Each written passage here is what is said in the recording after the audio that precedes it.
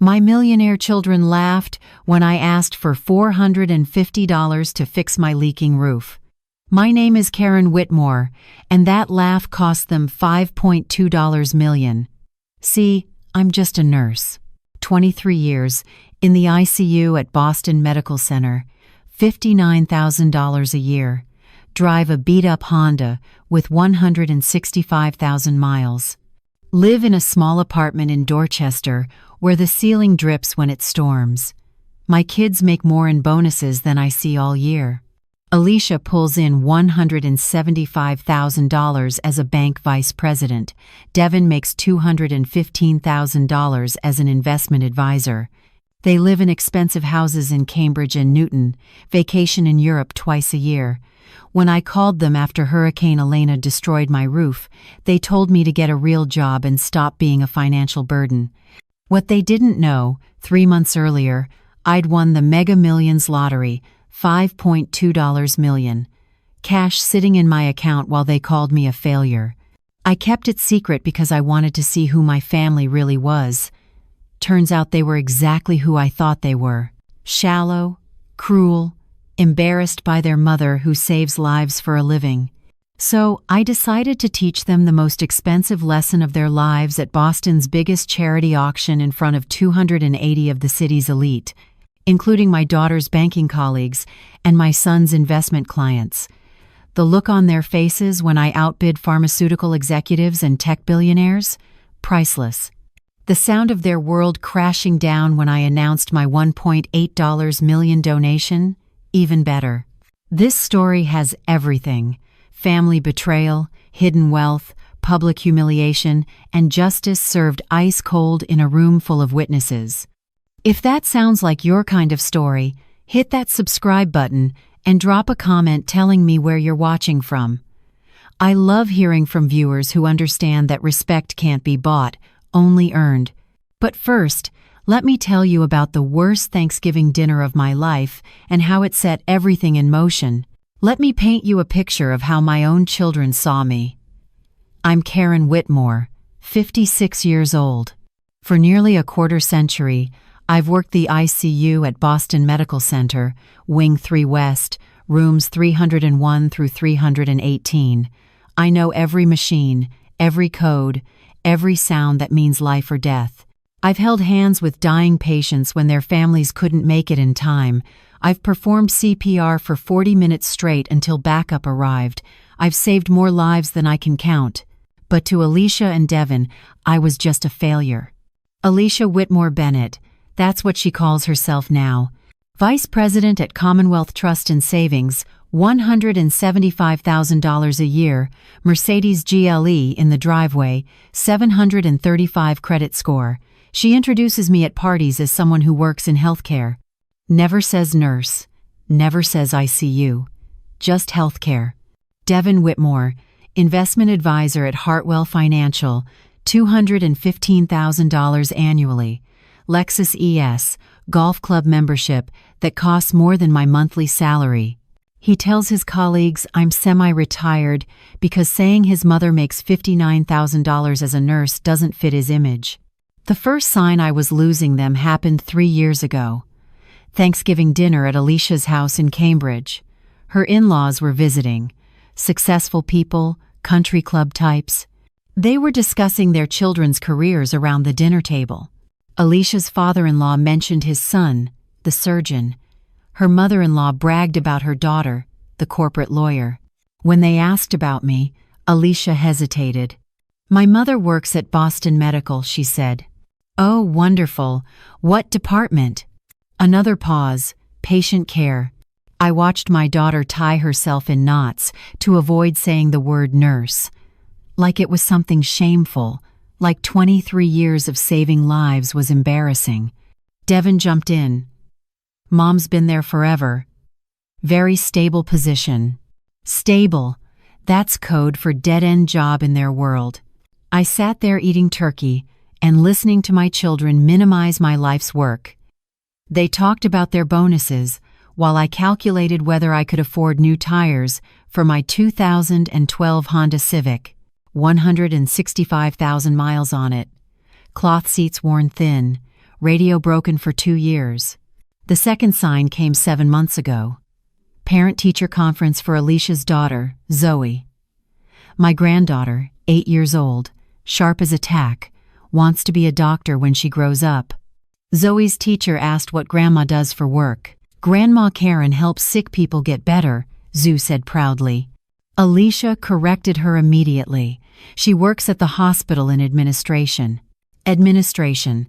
My own daughter lied about my job to an elementary school teacher.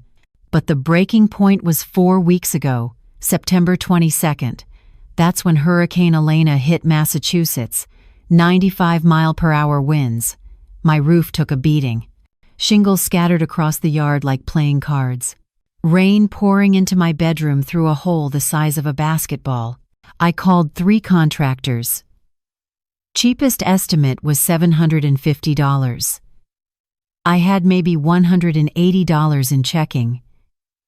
Payday wasn't for another week. So, I called Alicia. Hey, sweetheart, I hate to ask, but I need to borrow $450 for roof repairs. The storm? Really? Mom, you can't keep calling us for money. It's just temporary. I'll pay you back Friday when I get paid. You're 56 years old. When are you going to get your financial life together? Then I called Devin. Dev, it's your mom. Listen, I've got a roof situation and I just need... Let me stop you right there. Alicia told me you already called her. The ceiling's leaking into my bedroom. I just need... Mom, you need to face reality. You chose a career that doesn't pay well. That's not our responsibility. Their words hit harder than the hurricane.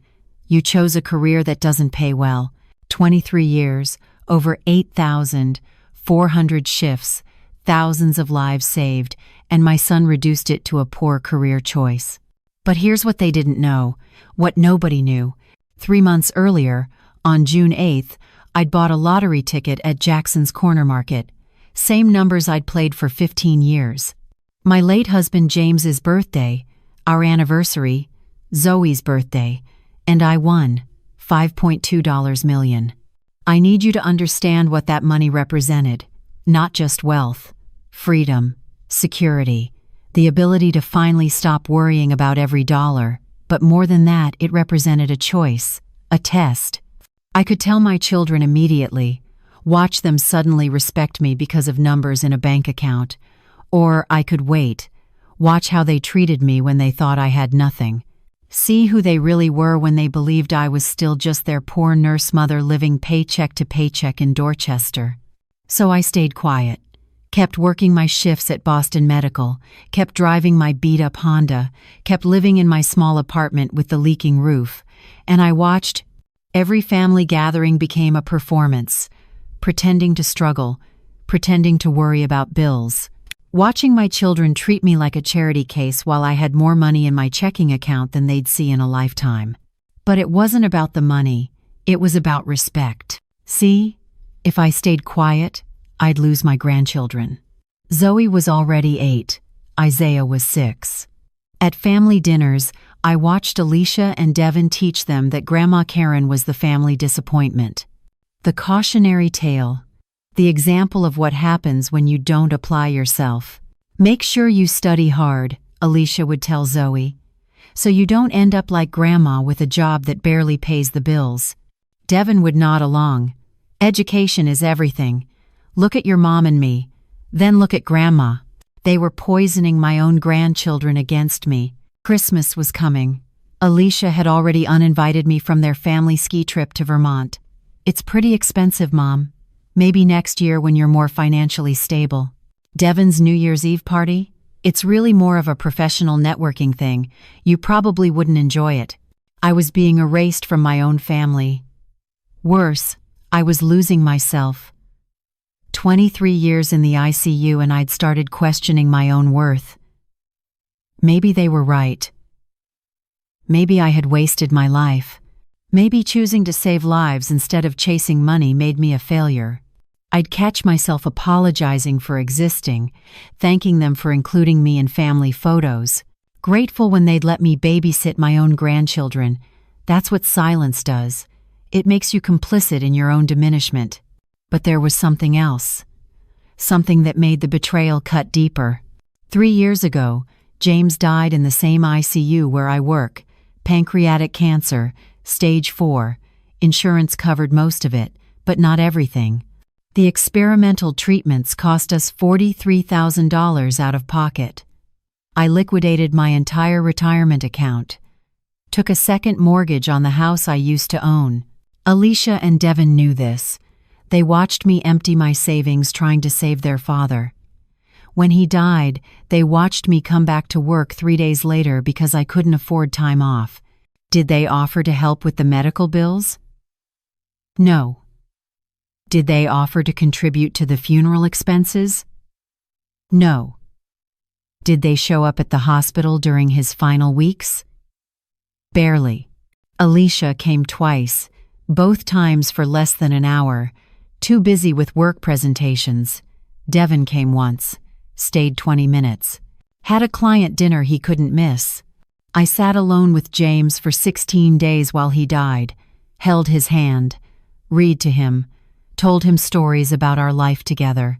And our children, our successful, wealthy children, were too busy climbing their corporate ladders to say goodbye to their father. But I made excuses for them then. They're building their careers. They're under pressure. They'll regret it later. Except they didn't regret it. They moved on, got promotions, bought bigger houses, took expensive vacations, and slowly, systematically, began erasing me from their lives. The roof situation was just the final straw, not because they refused to help, but because of how they refused, the contempt in their voices, the way they made me feel like a burden. Like my entire life's work was worthless because it didn't come with a 6-figure salary. That night, after the hurricane, after their rejections, I sat in my bedroom with buckets catching rainwater, listening to the drip, drip, drip, thinking about James, about the life we'd built, about the children we'd raised. We'd given them everything. I worked double shifts so they could have nice clothes, so they wouldn't be bullied for being poor. James worked 2 jobs so they could take piano lessons, join sports teams, go to decent schools. We scraped and saved so Alicia could go to Boston University, so Devin could get his finance degree at Northeastern. We co-signed their first apartment leases, helped with their down payments, showed up at every graduation, every wedding, every milestone. And now, when I needed $450, they laughed at me. I pulled out my phone and opened my banking app. There it was, $5,247,382, after taxes, after the lump sum reduction, after everything. More money than I'd ever imagined having. I could fix my roof tomorrow, could fix it 6,000 times over, but that wasn't the point. The point was that my children had failed a test they didn't know they were taking, and I was about to show them exactly what that failure cost. I called Sarah Rodriguez, my best friend, fellow nurse at Boston Medical. We'd worked together for 18 years. She knew everything about my situation with Alicia and Devin. "Sarah, I need your advice. What's wrong? Is it the roof? I can lend you. I won the lottery. $5.2 million. 3 months ago." Silence. Then, "Karen, what the hell? Why didn't you tell me?" "Because I wanted to see who my family really was, and now I know. They're exactly who I was afraid they were." "What are you going to do?" "I'm going to teach them a lesson. At the Children's Foundation auction next month, in front of everyone they're trying to impress. I'm going to show them who their poor nurse mother really is." "Karen, be careful. This could backfire." "I don't care. I'm done being invisible. I'm done apologizing for saving lives instead of making millions. I'm done watching my own children teach my grandchildren to be ashamed of me. What do you need from me?" "I need you to keep my secret for 1 more month. Can you do that?" "Of course. But Karen, when this is over, when you've taught them this lesson, what then?" I looked at the buckets catching rainwater, at the peeling paint on my walls, at the photograph of James on my nightstand. at the 23 years of memories in this small apartment in Dorchester. Then, I'll finally know if my children love me or just tolerate me, and I'll know if I can forgive them for letting me believe I was worthless. The next morning, I went to work like nothing had changed. Put on my scrubs, drove my beat-up Honda to Boston Medical, clocked in for my 7 a.m. shift in Wing 3 West. But everything felt different. Every patient I helped, every life I saved, I saw it through new eyes. Room 304, Mr. Patterson, 67 years old, recovering from triple bypass. His daughter sat beside him, holding his hand, crying with relief that he'd survived. She thanked me over and over. "You saved my father's life." That's what I did. Every single day, I saved lives. And my own children thought that was worthless, because it didn't come with a luxury car and a house in Cambridge. During my lunch break, I called the Children's Foundation. The annual charity auction was in 4 weeks. It was Boston's biggest social event of the year. Everyone who was anyone attended, including, I knew, executives from Alicia's bank and clients from Devon's investment firm. "I'd like to make a donation," I told the coordinator. "That's wonderful. What amount were you thinking?" I paused, thinking about the number, thinking about impact. "I'll decide at the event, but I'd like to be on the donor list, and I'd like tickets for the VIP section." VIP tickets are $1,500 each. "How many would you like?" "2. One for me. One for Sarah, who deserved to see this. May I have your name for the registration?" "Karen Whitmore. I'm a nurse at Boston Medical Center." There was a slight pause, probably wondering how a nurse could afford $3,000 for charity event tickets. "Of course, Miss Whitmore. We'll see you there." After my shift, I did something I hadn't done in years. I went shopping, not at Target or Marshall's where I usually bought my clothes. I went to a real boutique in Back Bay, the kind of place where Alicia shopped. The saleswoman looked at me skeptically when I walked in wearing my scrubs. "Can I help you?" "I need a dress for a charity gala. Something elegant, something that says I belong in rooms with millionaires." Her expression changed. Maybe she heard the determination in my voice. Maybe she just sensed a sale. "What's your budget?" I thought about it. About the old Karen who would have said $100. About the new Karen who had $5.2 million sitting in her account. "No budget. Show me your best." 2 hours later, I walked out with a navy blue evening gown that cost $2,800.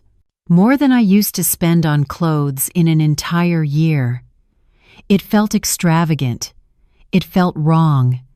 It felt absolutely necessary. Because I wasn't just buying a dress, I was buying armor for battle. That weekend, Alicia called. "Mom, I wanted to apologize for being short with you about the roof. I was stressed about work." "Did you get it fixed?" "I managed." "How?" "Did you borrow from someone else?" "I figured it out." "Mom, you can't keep living like this. Have you thought about getting a roommate? Splitting expenses? Maybe moving to a cheaper neighborhood?" A cheaper neighborhood. Like Dorchester wasn't already the cheap neighborhood. Like I should move even further from the life I'd built, from the job I loved, from the hospital where I'd spent 23 years. "I'm fine, Alicia." "You're not fine. You called me begging for $450. That's not fine." Begging. That's how she saw it. Her mother, who'd raised her, who'd sacrificed everything for her, was begging. "I have to go," I said. "Wait, Mom. Devon and I were talking. We think maybe you should consider early retirement. You're 56. You've worked long enough. We could help you find a small place somewhere affordable. Maybe look into government assistance programs." Government assistance. My daughter, who I'd put through college, wanted to put me on welfare. "What about my patients?" I asked. "What about the lives I save?" "Mom, there are other nurses. You've done your part. It's time to think about yourself, about your quality of life." My quality of life. She meant my poverty, my failure, my embarrassing existence that made her uncomfortable at dinner parties. I'll think about it, I lied. Good. Oh, and Mom, the Children's Foundation auction is coming up. Devin and I will be there. It's a huge networking opportunity for us. Please don't mention it to anyone. It's really exclusive. I know. I've been invited. Silence. Then, what? How? I bought tickets. VIP section. Mom, those tickets are $1,500 each. Where did you get that kind of money? I figured it out. Did you borrow it? Mom, you can't go into debt for a charity event. That's insane. Cancel the tickets. Get your money back. No. Mom, listen to me. This event is full of very successful people, banking executives, investment professionals. You'll be out of your league. You'll be uncomfortable. Let Devin and me represent the family. Represent the family. Like I was an embarrassment they needed to hide. I'm going, Alicia. I'll see you there. I hung up before she could argue further. My hands were shaking, not from fear, from rage, from 23 years of accumulated disrespect finally reaching its breaking point. Sarah called that night. I heard you bought tickets to the auction. Karen, are you sure about this? I've never been more sure of anything. What are you going to do? I'm going to stand up. I'm going to show them who I really am. And I'm going to watch their faces when they realize they've been wrong about me for years. And if it destroys your relationship with them, then it destroys a relationship that was already broken. Sarah, they wanted to put me on government assistance. They wanted me to retire early and disappear so they wouldn't have to be embarrassed by their poor mother anymore. They're scared, Karen. Scared of where they came from. Scared of being associated with struggle. Then they need to learn that struggle is nothing to be ashamed of, that honest work has dignity, that saving lives matters more than saving money. You're right. But Karen, there's something you should know. What? I saw something last month. A contractor working on your building's roof, not just your apartment, the whole building. He mentioned someone had hired him to do repairs on multiple units, including yours, but asked him not to tell the tenants. My stomach dropped. What are you saying? I'm saying maybe your kids did try to help. Maybe they hired someone to fix your roof without telling you. Maybe they knew you were too proud to accept help directly. No, that couldn't be true. They'd laughed at me, refused me, called me a financial burden. That doesn't make sense. Why would they refuse me $450 if they were planning to spend more fixing it anonymously? I don't know. But Karen, before you go through with this, maybe you should find out. Maybe there's more to this story than you think. After she hung up, I sat in the dark, thinking about the contractor, about my children, about the test I'd created. And for the first time, a terrible thought occurred to me. What if I was wrong? What if they had been helping all along, and I was too blind, too proud, too caught up in my martyrdom to see it? No.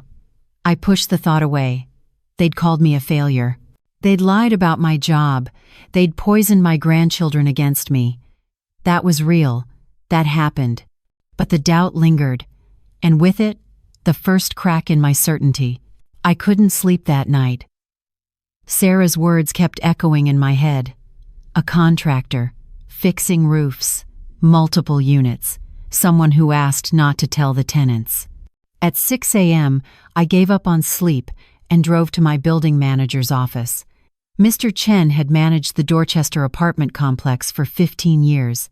If anyone knew about mysterious contractors, it would be him.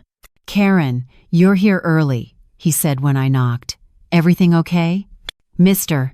Chen, did someone hire a contractor to fix roofs in our building recently? He looked uncomfortable.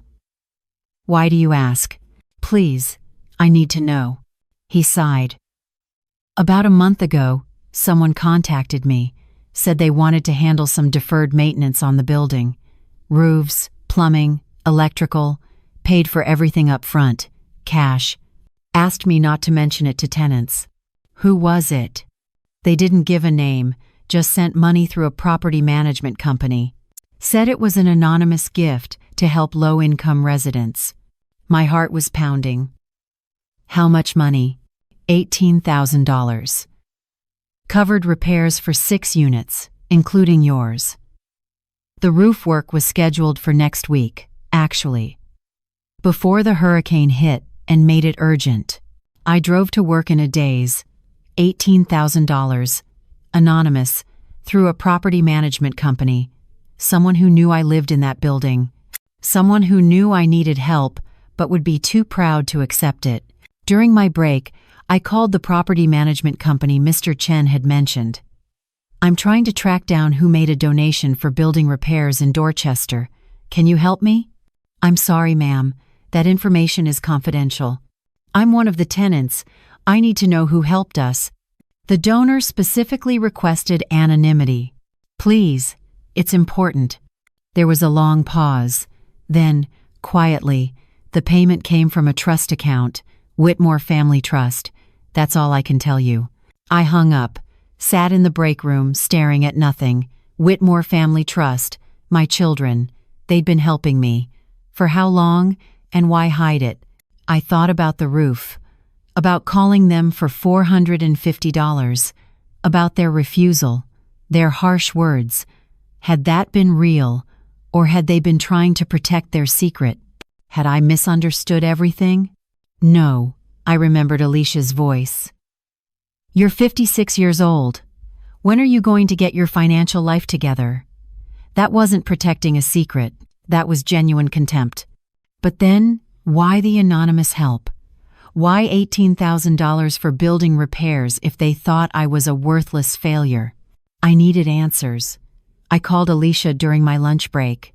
Mom, I'm in a meeting. This will be quick. Have you been sending me money? Anonymously? Silence. Long, heavy silence. How did you find out? So it's true. You've been helping me while simultaneously telling me to my face that you won't help me. Mom, it's complicated. Explain it to me. Because from where I'm standing, you've been lying. Either you think I need help and you're secretly providing it, or you think I'm a failure who needs to get my life together. Which is it? Both. Neither. Mom, we wanted to help. But every time we tried directly, you'd refuse. You'd get proud and defensive. So we found ways to help without you knowing. The roof? The $18,000 for building repairs? That was you and Devin? And other things. Your car repairs last year? We paid the mechanic extra to tell you the costs were less than they actually were. Your property taxes? We've been covering the difference between what you pay and what you actually owe. We've been helping you for 3 years, Mom, since Dad died. I felt like the floor was dropping out from under me. Why didn't you tell me? Because you wouldn't have let us. You would have said you didn't need charity. You would have made it about pride and independence and proving you could do everything yourself. So we helped quietly, and we let you think we were these terrible children who didn't care. Because that was easier than fighting with you about accepting help. But when I called about the hurricane damage, you said no. You told me to get a real job. You called me a financial burden. Because we'd already arranged for the contractor, Mom. He was scheduled to start repairs the next week. We knew your roof would be fixed, we just couldn't tell you. And I'm sorry for the way I said it. I was stressed and I took it out on you, and it came out all wrong. Devin said I chose a career that doesn't pay well, that it wasn't his responsibility. Alicia's voice got quieter.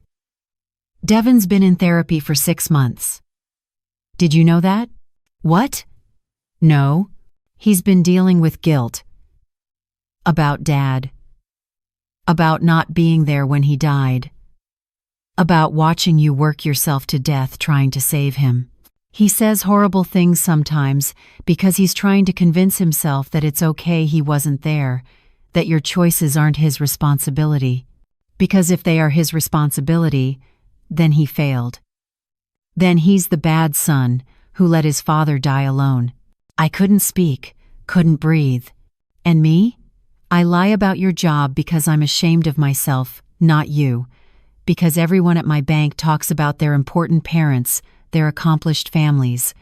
And I have to explain why my mother, who's smarter and braver than all of them, makes $59,000. I have to justify why the woman who raised me, who saved my father's life 1,000 times before cancer finally won, is still working double shifts at 56. So I say administration because it's easier than explaining that the world doesn't value nurses the way it should. You said I should consider early retirement, government assistance, because I'm terrified, Mom. Terrified that you're going to work yourself to death like you almost did trying to save Dad. Terrified that one day I'll get a call that you collapsed during a shift.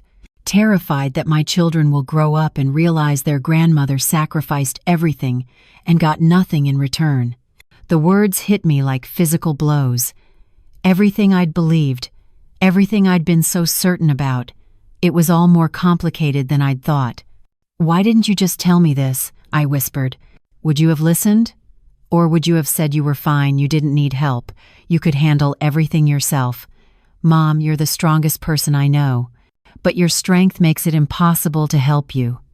So we had to sneak around. We had to lie. Because it was the only way you'd accept anything. After we hung up, I sat in the break room for an hour, missing my shift, staring at my hands, these hands that had saved thousands of lives, these hands that had held James as he died. These hands that had raised 2 children who loved me so much they had to lie to help me. And I'd been planning to humiliate them, publicly. At the auction, in front of 280 people. To punish them for failing a test I'd created, a test they'd been passing all along, just not in the way I'd expected. Sarah found me there. "Karen, you okay? You missed your shift." "I was wrong," I said. "About everything. They were helping me. For years. Secretly. And I was so busy playing martyr that I never noticed." "So what are you going to do? Cancel the auction plan?" I thought about it. About the $2,800 dress hanging in my closet. About the tickets. About the $5.2 million that was supposed to prove something. "No," I said slowly. "I'm still going.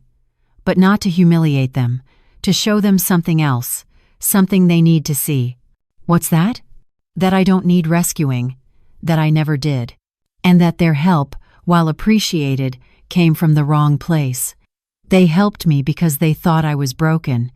I need to show them I'm not." The next 3 weeks passed in a blur.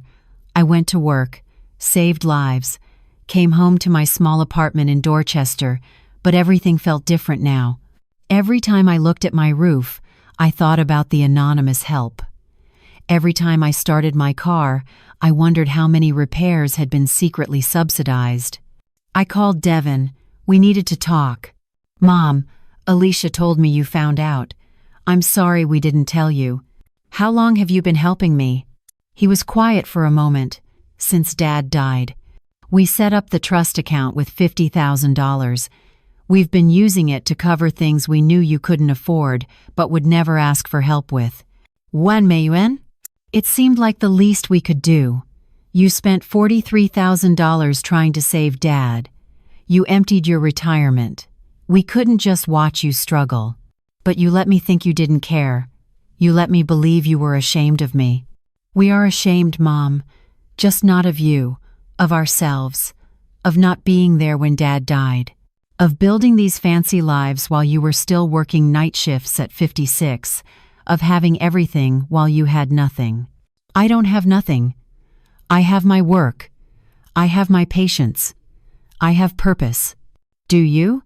Because from where we're standing, you have sacrifice, you have exhaustion.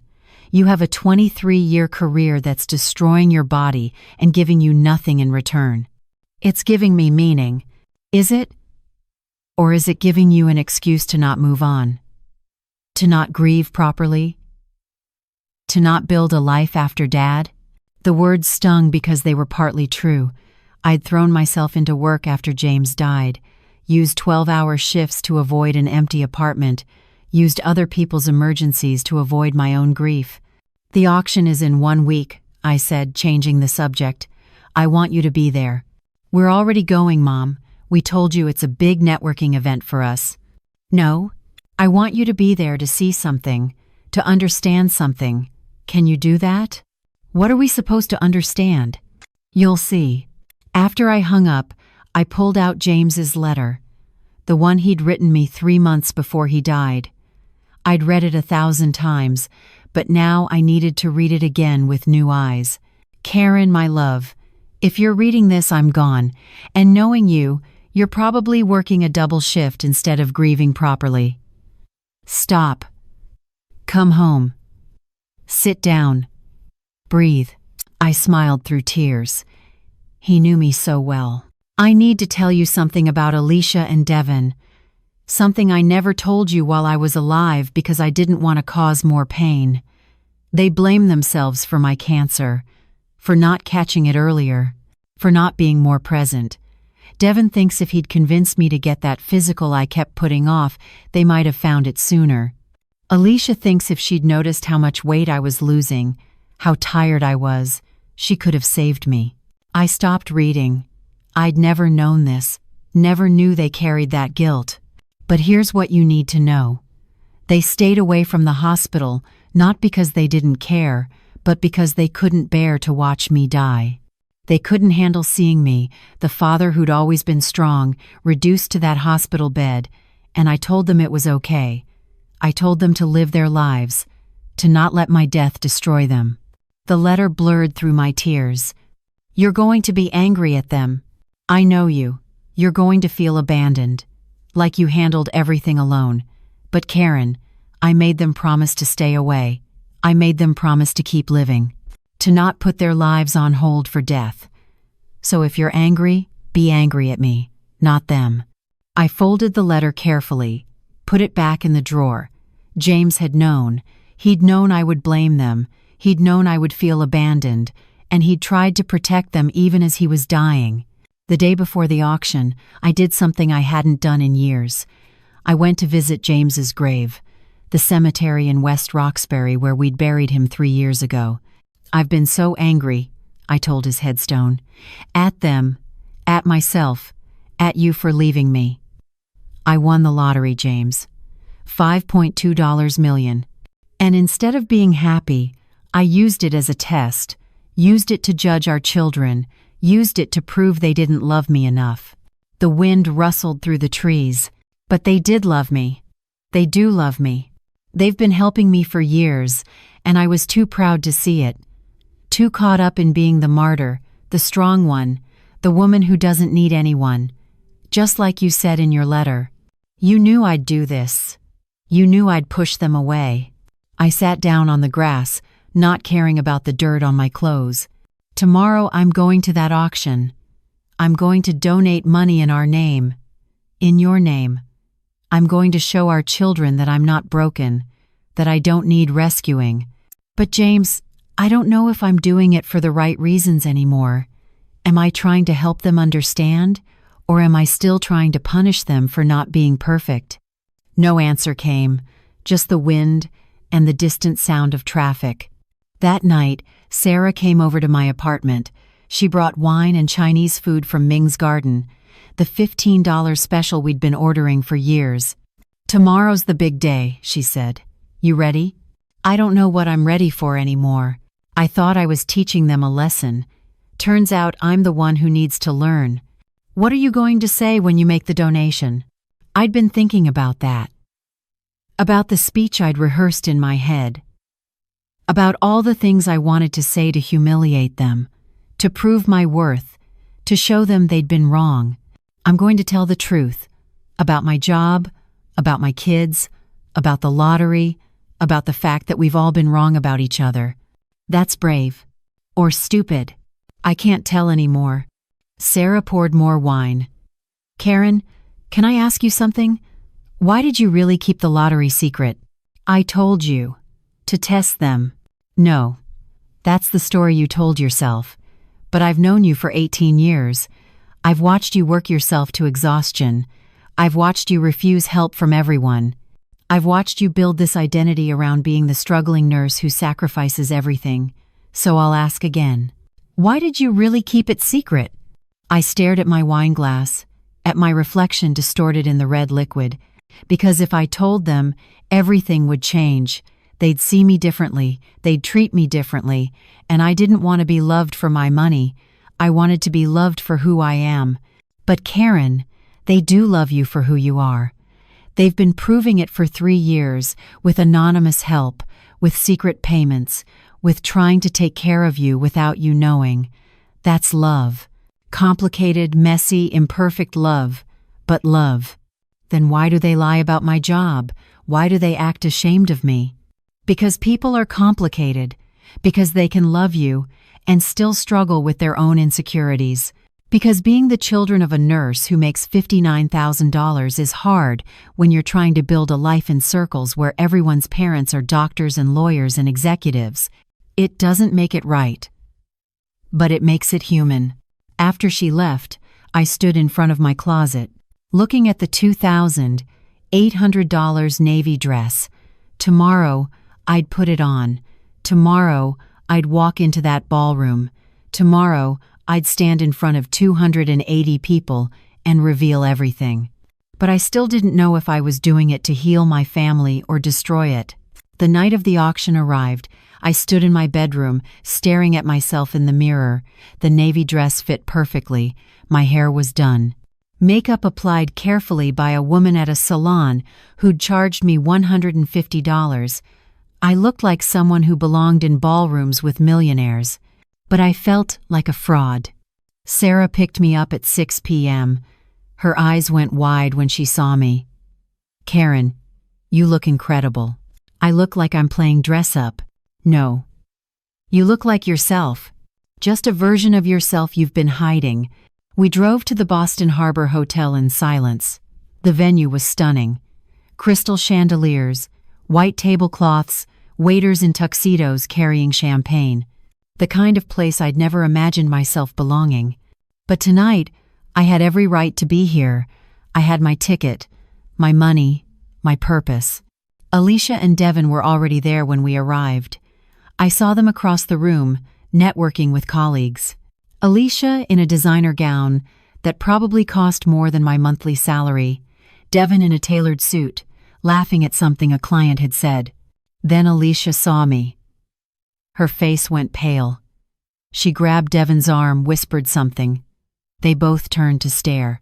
I walked over to them, slowly, deliberately, watching their expressions shift from shock to confusion to something like fear. "Mom," Alicia whispered, "what are you doing here? And that dress? Where did you? I told you I was coming. Did you think I was joking? But how can you afford this? The tickets, the dress. Mom, what's going on?" Devin was looking at me like he'd never seen me before. "Mom, you need to tell us what's happening. Are you in debt? Did you borrow money for this? We need to talk, after the auction. But first, I need to do something." "Do what?" Before I could answer, the auctioneer called for everyone to take their seats. The program was starting. I found my table in the VIP section. Sarah beside me. Alicia and Devin were seated 3 tables away, but I could feel them watching me. The auction began. Art pieces, luxury vacations, golf club memberships, wealthy people bidding thousands of dollars on things they didn't need. I sat quietly, watching, waiting.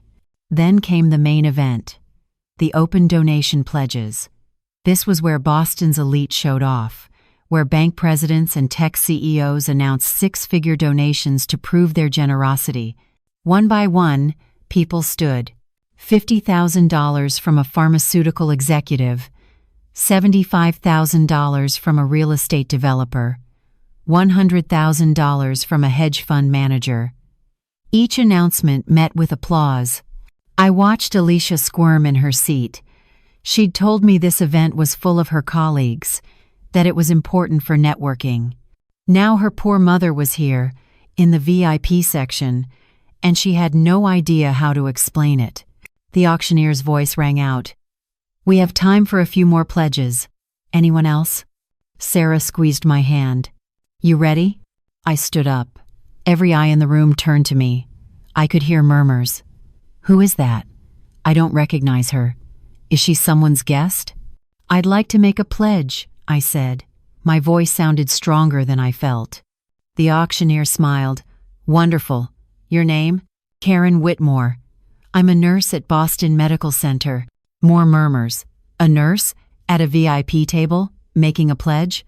Alicia was frozen in her seat. Devin had his hand over his mouth. And how much would you like to pledge, Miss Whitmore? This was it.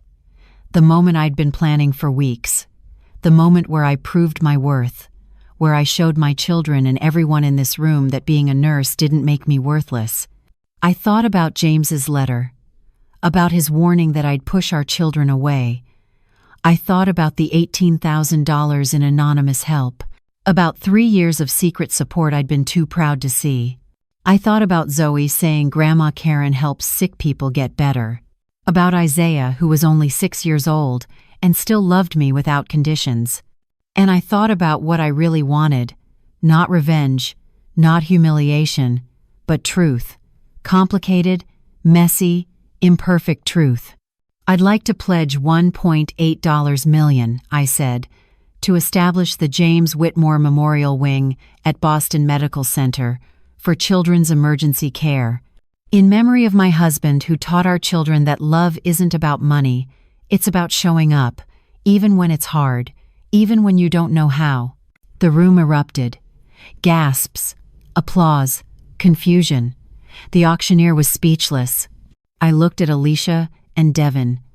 Both of them were crying, but I couldn't tell if it was from shame, shock, or something else entirely. And I realized, with sudden clarity, that I'd made a terrible mistake, not in revealing the money, but in how I'd done it, in why I'd done it. I'd used my grief, my lottery win, my children's guilt to prove a point, and I wasn't sure anymore if the point was worth the price. The rest of the evening was a blur. People surrounded me. Banking executives asking how a nurse had $1.8 million. Tech CEOs wanting to know my investment strategy. Charity board members thanking me profusely for the largest single donation in the foundation's history. But I kept watching Alicia and Devin. They'd left their table, disappeared into the crowd. I'd lost sight of them. After 20 minutes of handshakes and congratulations, I finally broke away. Sarah helped me escape to a quiet hallway outside the ballroom. That was incredible, she said. Karen, do you know what you just did? You changed that hospital. You created a legacy for James. I think I just destroyed my family. What? No. You showed them who you are. You proved your worth. That's the problem. I shouldn't have to prove my worth. I had worth before the lottery. I had worth when I was making $59,000. I had worth when I was struggling to pay for roof repairs. The money didn't give me value. I already had it. I found them in the hotel lobby. Alicia was sitting on a bench, mascara running down her face. Devin was pacing, running his hands through his hair. Mom, Alicia stood up when she saw me. When? How? I don't understand. I won the lottery 3 months ago. June 8th. $5.2 million. Devin stopped pacing. 3 months ago? You've had this money for 3 months? Yes. So when you called me about the roof, when you asked for $450, you had millions in your account? Yes. Alicia's voice rose. You were testing us. You wanted to see if we'd help you, if we'd prove we loved you. This whole thing was a setup. It started that way. But then I found out about the anonymous help. The $18,000 for building repairs, the trust account, the 3 years of secret support. And I realized the test was more complicated than I thought. Complicated? Devin's voice was shaking. Mom, you humiliated us. In front of 280 people. In front of my clients. Alicia's colleagues. Everyone we work with just watched our poor nurse mother announce an $1.8 million donation. Do you know what that makes us look like? Like people who misjudged their mother? No, like liars. Like people who've been claiming our mother was struggling while she sat on millions. Like fools who didn't know our own mother was secretly rich. Alicia was crying harder now. I defended you to my boss. Told him you were doing your best on a nurse's salary. Explained why I couldn't invite you to certain events because you couldn't afford them. And the whole time, you were richer than half the people in that room. I never asked you to lie about me. You never had to. We did it automatically, because we thought we were protecting you, protecting your dignity, making excuses for your poverty. And now we look like idiots who didn't even know our own mother. Is that what you're worried about? How you look? Devin turned on me. Yes, Mom. Yes. I'm worried about how I look. Because unlike you, I have to face those people tomorrow. I have to explain to my clients why my mother, who I've been saying was struggling, just donated more money than they have in their entire investment portfolios. I have to answer questions about where the money came from, about why I let my mother live in poverty while she was secretly a millionaire. I wasn't living in poverty. I was living honestly, on my salary, with dignity. With dignity? Alicia's laugh was bitter. You let us help you secretly for 3 years. You accepted our anonymous payments while acting like we were terrible children who didn't care. You played martyr while we were trying to take care of you. Where's the dignity in that? Her words hit like physical blows, because she was right. I had accepted their help. I just hadn't admitted it to myself. Hadn't wanted to see it. Because seeing it would have ruined the story I'd told myself. The story where I was the struggling nurse and they were the ungrateful children.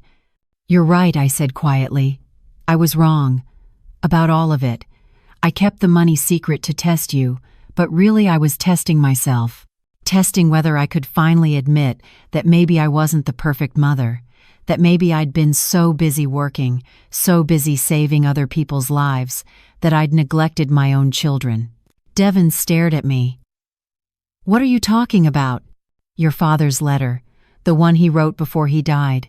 He told me you stayed away from the hospital because he asked you to, because he didn't want you to watch him die. But I blamed you anyway. I blamed you for not being there, for not helping with medical bills you didn't know I was drowning in, for building successful lives while I struggled. And then when I won the lottery, instead of being happy, I used it as a weapon. A weapon against us, Alicia said. Against everyone. Against you for not respecting me enough. Against myself for not being the kind of mother who raised children who would give me $450 without questions. Against your father for dying and leaving me alone with all this anger. We stood there in the hotel lobby. 3 people who loved each other but had no idea how to fix what was broken between them. What happens now? Devin asked quietly. Do we just pretend this didn't happen? Go back to our lives and ignore the fact that you publicly exposed us? I don't know. Alicia wiped her eyes. I need to go home. I need to figure out what I'm going to tell my boss tomorrow. What I'm going to tell Zoe when she asks why Grandma Karen is suddenly rich. Tell her the truth. That Grandma Karen won the lottery and made a mistake. That I tried to prove something that didn't need proving. And what about us? Devin asked. What about the trust account? The $50,000 we've spent trying to help you? Do we just write that off? Pretend it never happened? I'll pay you back. Every penny. With interest. I don't want your money, Mom. I never wanted your money.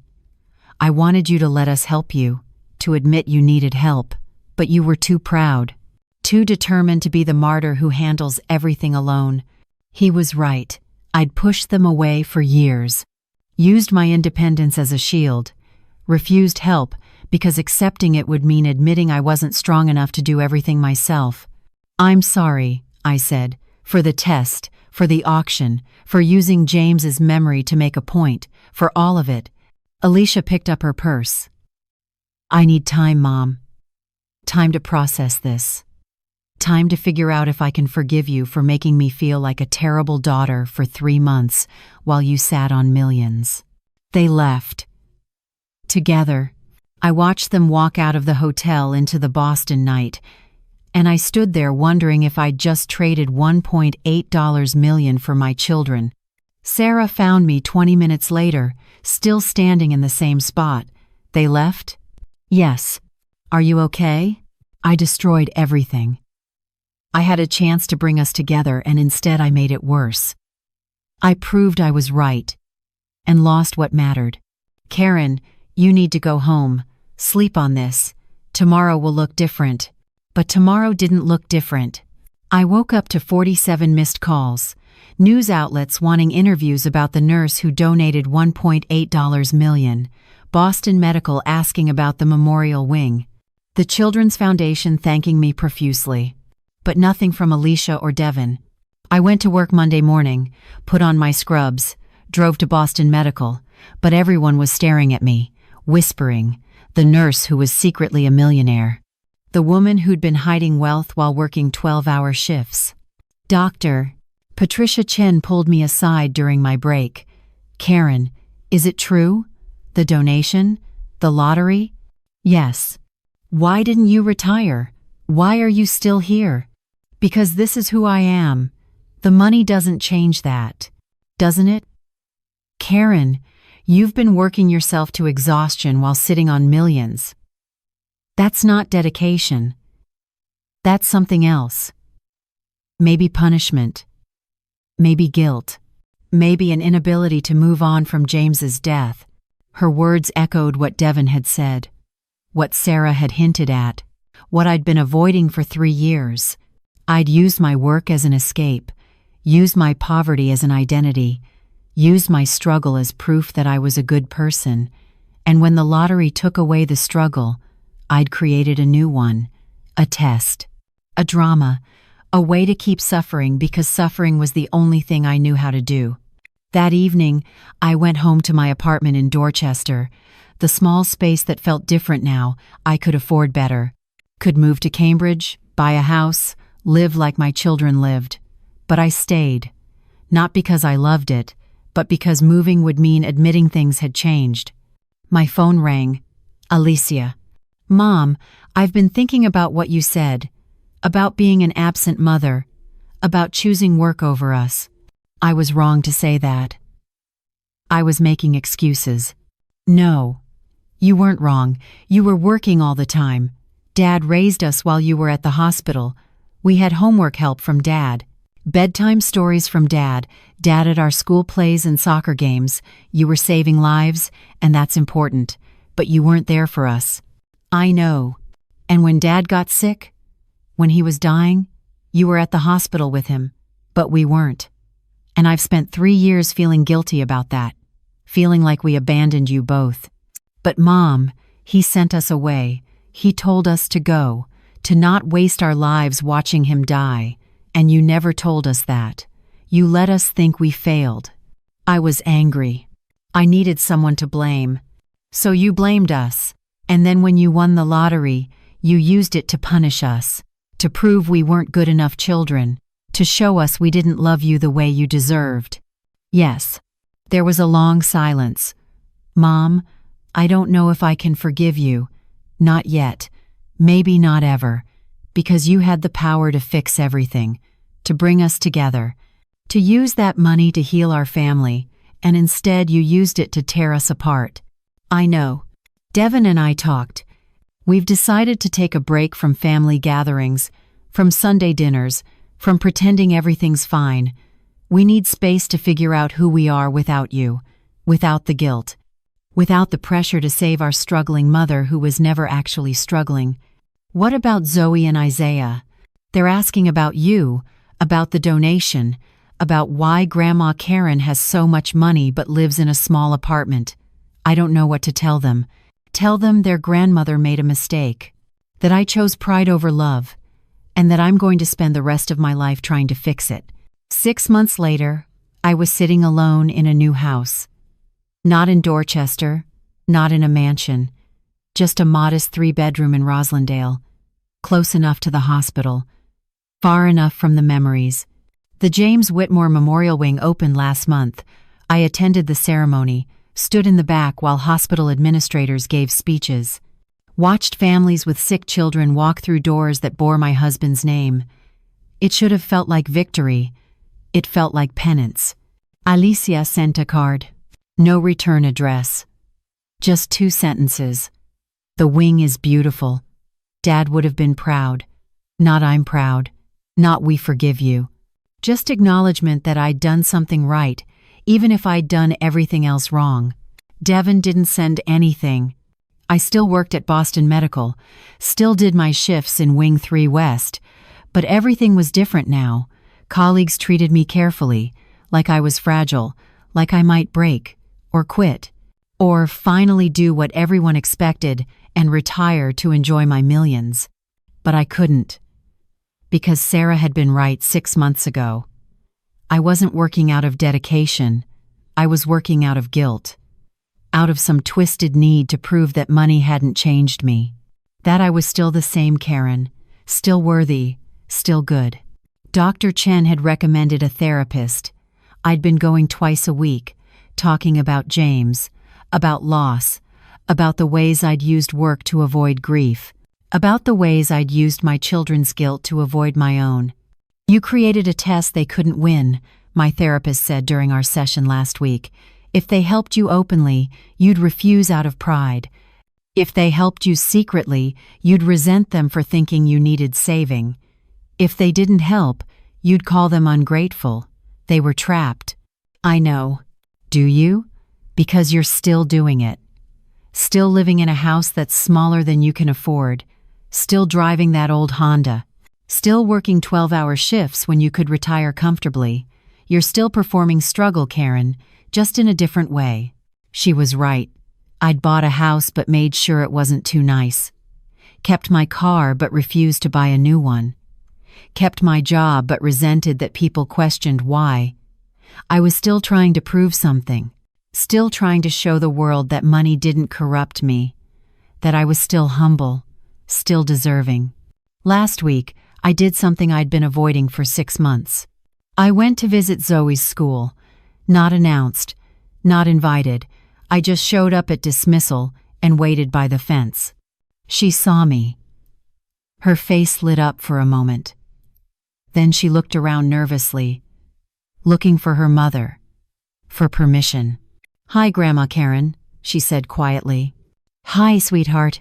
I've missed you. Mommy says you're taking a break from family time."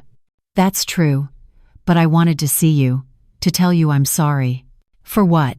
"How do you explain to an 8-year-old that her grandmother used money as a weapon, that she destroyed her family to prove a point? For not being honest. For making things complicated when they should have been simple. Mommy says you won the lottery." "I did." "She says you gave a lot of money to the hospital where you work." "I did that too." "Why?" Such a simple question. Such an impossible answer.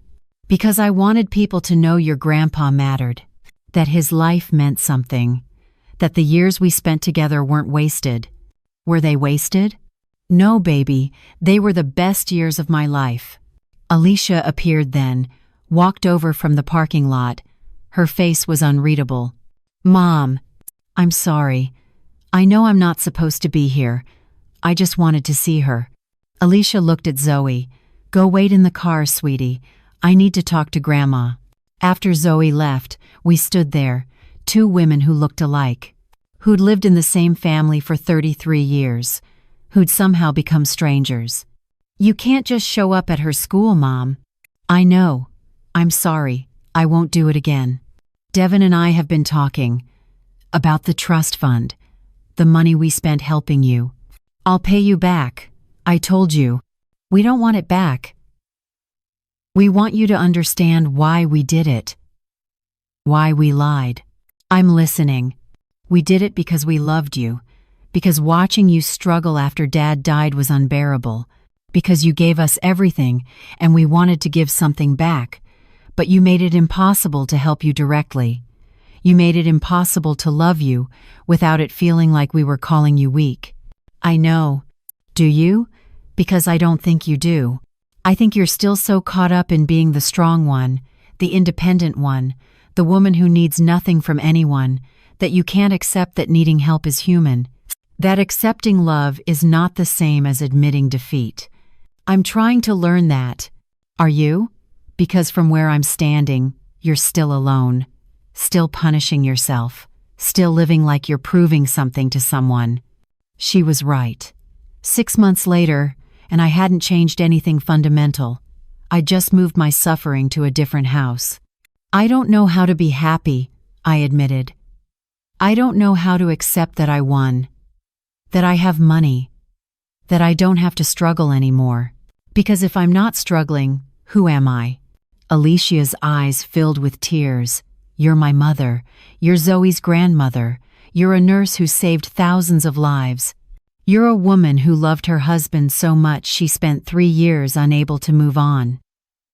You're all of those things, with or without struggle, with or without money, with or without proof. Can we fix this? I whispered. Can we fix us? I don't know, Mom. Maybe, but not until you stop testing us. Not until you stop using your pain as currency. Not until you can accept that you're worthy of love even when you're not suffering. She walked away, got in her car with Zoe, drove off, left me standing by the school fence. I'm Karen Whitmore. I'm 56 years old. I won $5.2 million and used it to destroy my family. I created a memorial wing in my husband's name, but lost my children in the process. I proved I was right about everything and ended up alone with my righteousness. If you're watching this because you think you've been underestimated, because you want to prove your worth to people who don't see you, let me tell you something. Being right doesn't always mean winning. Sometimes proving your point costs more than the point was worth. I saved thousands of lives in 23 years, but I couldn't save my own family because I was too busy testing them to love them, too busy proving I didn't need them to let them in. Where are you watching from? Let me know in the comments, because whether you're a nurse in Boston or a teacher in Texas or anyone who's ever felt undervalued, remember this. Your worth isn't measured by your paycheck, but it's also not measured by your suffering. You can be valuable without being a martyr. You can be strong without being alone. I just wish I'd learned that before it was too late. That is Karen's story. Now I want to hear from you. Where are you watching this from? What city? What country? Drop it in the comments below. I love seeing our global community come together over these stories.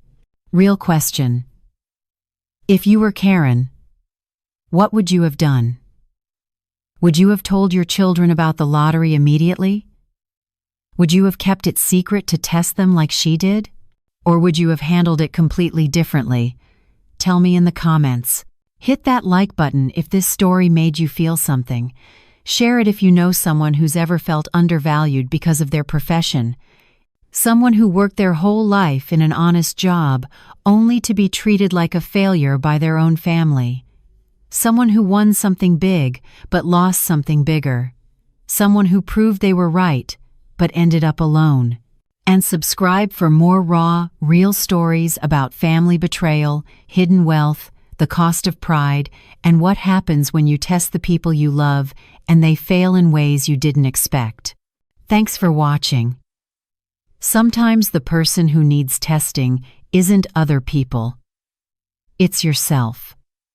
Sometimes proving you're right means losing everything that matters. And sometimes the hardest lesson to learn is that being worthy doesn't require suffering, that you can be valuable without being a martyr. That love doesn't need to be earned through tests.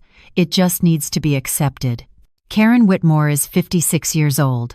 She's a nurse who saved thousands of lives. She won $5.2 million and used it to prove a point. She created a memorial wing in her husband's name. And she lost her children in the process, not because she was wrong, but because being right isn't always the same as being happy. See you in the next video.